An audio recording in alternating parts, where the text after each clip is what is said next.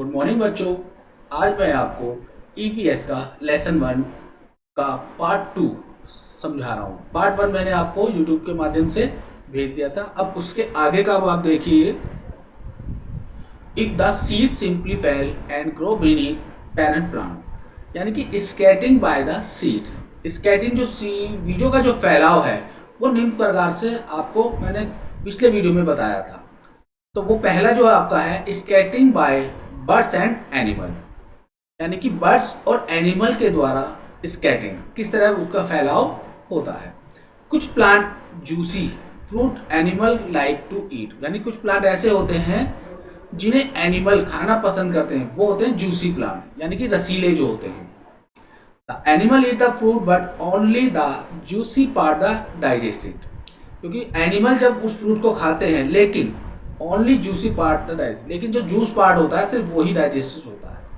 The stone and pipe pass through the animal digesting system and extracted from new plant, और कुछ पत्थर और pipe के जरिए जब एनिमल के वो डाइजेस्ट नहीं हो पाते तो उनको वो बाहर की तरफ फेंक दिए जाते हैं। This can be far away from the parent plant, और वो बहुत दूर दूर तक वो चले जाते हैं parent plant.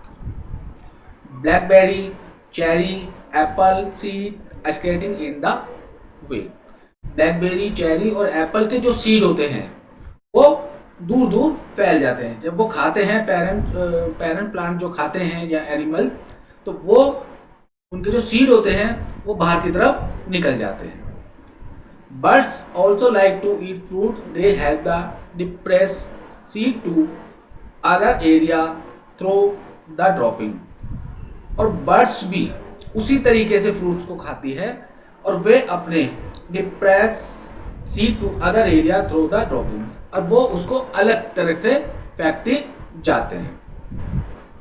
Milestone has sticky fruit with the attractive to bird. जो माइलस्टोन होते हैं वो फ्रूट्स जो बर्ड्स को बहुत ज़्यादा अट्रैक्टिव करते हैं। The sticky seed stick to the bird be, और बर्ड जो है उन सीक वाले प्लांट को, यानी कि जो डंठल वाले प्लांट होते हैं, जो लाइनिंग वाले प्लांट होते हैं, वो उनको अपनी चोंच से उठाकर ले जाती है। तो the run their beak on the bark of tree, और ट्रीज की बार्क पर बैठकर उसको खाती है। The stick seed are left on the bark grow into new milestone plant, और जो स्टिकी सीड होते हैं and left on the bark, और जो बच जाते हैं वो एक न्यू प्लांट स्टोर में चले जाते हैं। और मिस्ट्रॉन इज द पैरासिटिक प्लांट, और उन्हें पैरासिटिक प्लांट कहते हैं। Squirrel collect not like corn and बरी them for winter food, but they often forget where they have buried them and this grow into new tree। और जो squirrel है वो नट को कलेक्ट करती है, और कलेक्ट करने के बाद जो कॉर्न है, बेरी है, तो वो विंटर फूड होते हैं, लेकिन वो उनको जैसे खाती है तो वो न्यू ट्रीज में कन्वर्ट हो जाते हैं। तो ये तो थे आपके scattering birds, scattering by bird and animal, यानी कि जानवर और पक्षी जब बीजों का फैलाव करते हैं वो किस तरीके से करते हैं। जब वो खाते हैं तो वो बीज जो है अलग अलग गिर जाते हैं ताकि उनके प्लांटों को अलग अलग हो जाता है। अब है आपका स्कैटिंग बाय विंड, यानी कि हवा के द्वारा फैलाव। जब हवा तेज होती है तो उसमें बीजों का फैलाव किस प्रकार होता है।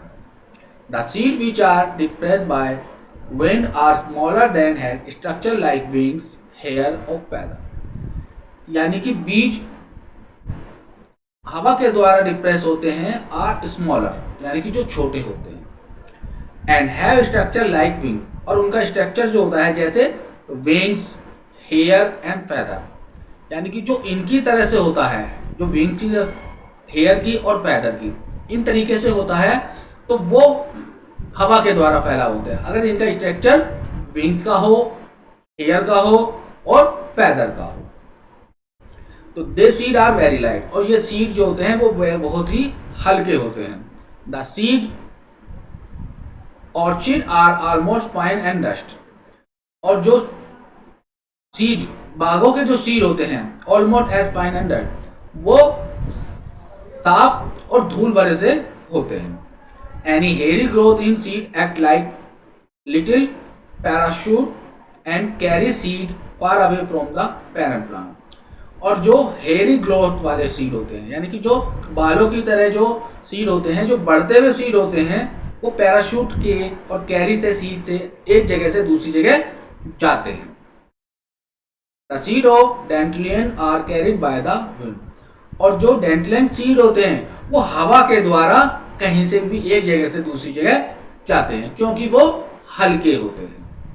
The seed thistle are also carried away by the wind.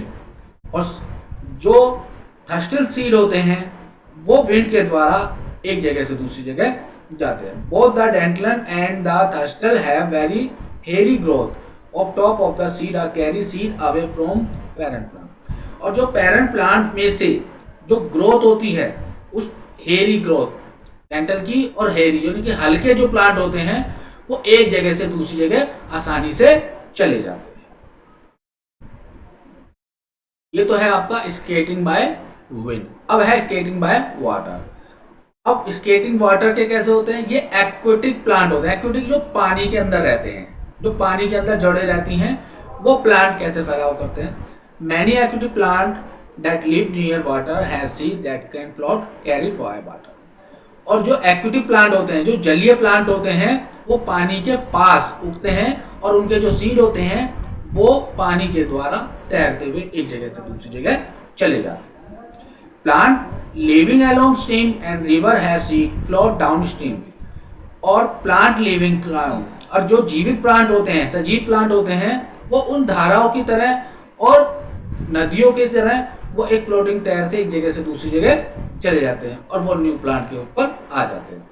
The size seed not factor determine whether it float. और इनका सीड का जो साइज होता है वो किसी फैक्टर के अनुसार, वेदर के अनुसार नहीं होता, वो सीधा पानी के हिसाब से चलता है. Some very large seed like coconut can float. और कुछ ऐसे बड़े सीड भी होते हैं जैसे कोकोनट, वो भी तैरते रहते हैं. Some small and also float. और कुछ छोटे सीड भी होते हैं जो पानी में तैरते रहते हैं.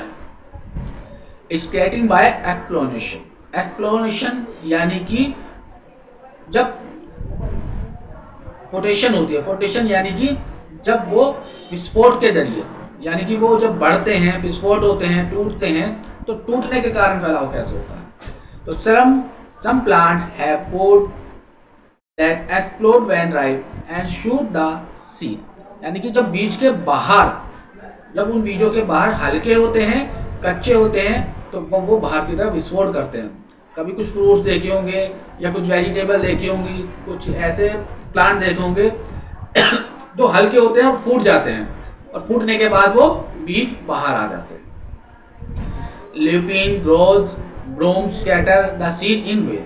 ये इस तरह के सीड होते हैं जो बाहर की तरफ आते हैं.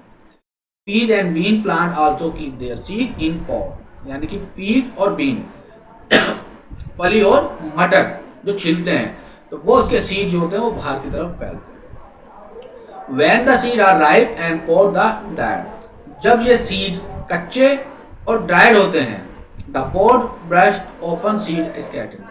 और जब ये कच्चे फ्राइड होते हैं तब ये फूटते हैं और बाहर की तरफ फैलाव करते हैं, तो एक जगह से दूसरी जगह गिरते हैं. Scattering by fire. यानी कि फायर के द्वारा scattering. Plant can not run away from fire, so some plant have developed way to help their seed survive.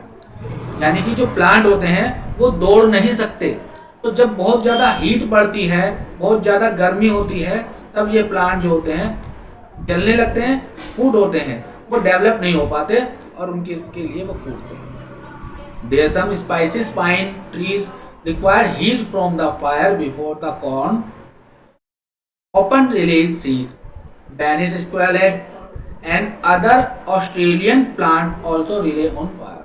यानी कि जब हीट बहुत ज़्यादा पड़ती है, गर्मी बहुत ज़्यादा पड़ती है, तो इनके जो सीड होते हैं वो फायर की तरह जल जाते हैं और बाहर निकल जाते हैं.